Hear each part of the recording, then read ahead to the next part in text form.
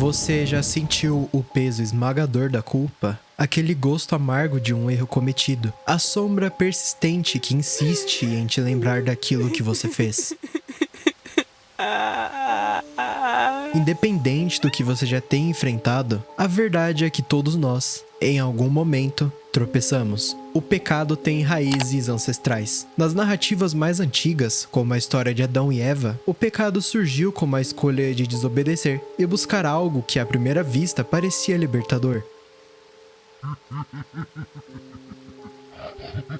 Mas essa decisão, aparentemente simples, foi uma linha cruzada e uma verdade ignorada. Se transformou num abismo que nos afastou da nossa essência, daquele ideal de integridade e autenticidade que tanto almejamos quando olhamos no espelho. O pecado não é apenas uma transgressão contra regras externas. Ele representa uma ruptura, algo que se quebrou dentro de você. É o distanciamento entre quem somos e quem desejamos ser. Homens e mulheres, mesmo esses carregando grandes virtudes, como o rei Davi ou o discípulo Pedro, já se viram diante desse abismo. Eles erraram, caíram, mas eles também aprenderam com sua queda. Eva escolheu, Davi escolheu, Pedro também fez as suas escolhas. E como eles, todos nós diariamente escolhemos entre os partidos pressupostos do bem e do mal. O livre-arbítrio é tanto nossa bênção quanto nosso fardo nessa questão. Davi, ao cometer adultério com Batseba e ordenar a morte de Urias, mergulhou na culpa, mas também na busca pela redenção. Pedro, ao negar Cristo 3 vezes, conheceu o gosto amargo do arrependimento e mais tarde, o poder do seu perdão.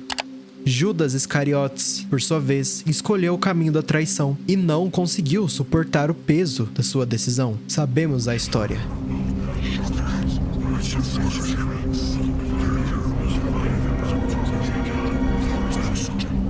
Maria Madalena, conhecida por sua vida de pecados, encontrou transformação ao se entregar completamente ao perdão e ao amor. Agostinho de Hipona, homem que foi entregue aos prazeres mundanos, escolheu por si só mudar e se tornou um dos maiores pensadores do cristianismo. Esses nomes ecoam não como julgamentos, mas como um espelho para que possamos ver neles nossas próprias quedas e escolhas que poderemos evitar ou nos basear. Essa realidade nos mostra que a imperfeição é uma condição humana e que cada deslize, se bem compreendido, será uma oportunidade do seu crescimento. E acima de todos, Jesus Cristo, aquele que, mesmo sem pecado, escolheu carregar o peso dos nossos. A sua vida foi um testemunho de amor e de redenção. Sua morte na cruz não foi o fim, mas o maior exemplo de como uma queda aparente pode se tornar o ponto de partida para um recomeço eterno. Ele nos mostrou que não há queda que o amor não possa alcançar, que não há uma mão que te levante. Portanto vos digo, não estejais apreensivos pela vossa vida, sobre o que comereis, nem pelo corpo, sobre o que vestireis. Mais é a vida do que o sustento, e o corpo mais do que as vestes. Vivemos numa era em que as tentações estão a cada esquina. O mundo digital, as redes sociais e a busca incessante por validação tornam os deslizes cada vez mais comuns. A facilidade do acesso à informação e ao prazer imediato cultivado por isso cria um ambiente onde pequenas mentiras ou decisões impulsivas possam surgir com naturalidade. Hoje, o pecado se manifesta de formas sutis na procrastinação, superficialidade, nas relações mundanas, no consumo desenfreado e no vício. Todos esses pecados dentro de uma pequena tela que você pode acessar a qualquer momento. A velocidade nos afasta e desafia a manter os valores e a escutar a nossa voz mais importante que vem de dentro. É fácil se perder nesse turbilhão de estímulos, mas é justamente nessa era que precisamos redobrar nossa atenção e cultivar momentos de reflexão e autenticidade. E há também quem chame de pecado silencioso, aquele que ninguém vê, ninguém escuta. A inveja camuflada de ambição, o orgulho travestido de autoconfiança, o desprezo disfarçado de sinceridade. Esses também ferem e são os mais difíceis de serem reconhecidos, pois nunca são externizados.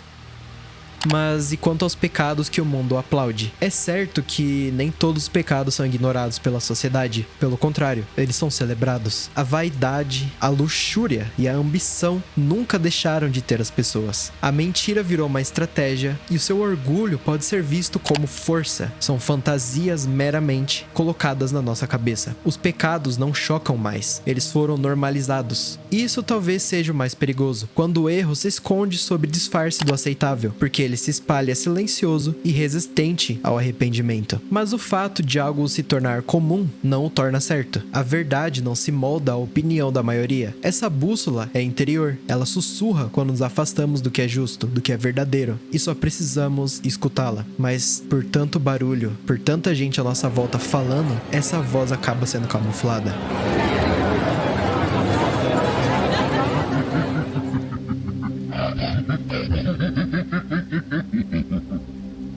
Mais do que olhar para os pecados visíveis, precisamos olhar para aqueles que já não nos incomodam mais. Eles são como pequenas rachaduras num pote. São imperceptíveis no começo, mas se ignoradas se tornam perigosas e podem rachar na sua mão. Quando a queda acontece, o primeiro instinto é fugir. Pode ser da vergonha, pode ser da culpa, ou até mesmo de você. Mas fugir não cura. Encarar o erro é o verdadeiro começo da transformação. Pense em Adão, que se escondeu no jardim ao sentir o peso do erro, mas foi chamado com um simples "onde estás?". Essa pergunta não é apenas para ele, é para você também. Onde você está agora? Aonde você se perdeu no caminho? Não é fraqueza você reconhecer seus erros, é coragem. Existe a graça. Às vezes ela aparece numa oração sussurrada no silêncio da noite, outras vezes numa simples conversa de amigos, no reencontro com seus próprios valores. O que importa é que o caminho tá ali, você só precisa voltar para ele. E sem dúvidas, há uma cruz para se olhar, e lá está o maior símbolo de perdão já feito na história. Cada novo dia é uma chance para refazer suas escolhas e refazê-las melhores, pois, afinal, cair é humano, mas se levantar, sem dúvidas, é um ato divino. Então, se você caiu, não se preocupe, saiba que há um caminho de volta, e o caminho é feito de luz.